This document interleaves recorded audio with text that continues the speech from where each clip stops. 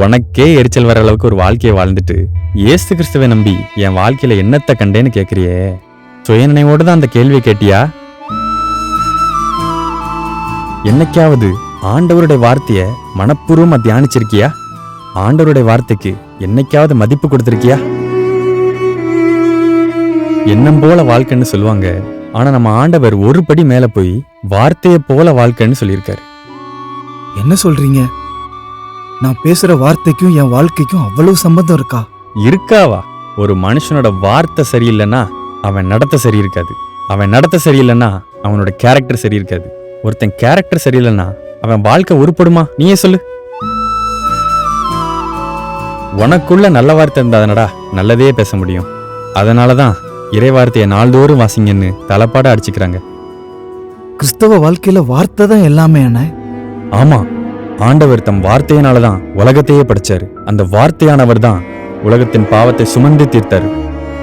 அவர் ஒரு வார்த்தை சொன்னா எப்பேற்பட்ட வியாதி நீங்கும், அவர் ஒரு வார்த்தை சொன்னா எப்பேற்பட்ட புயலும் அடங்கும்.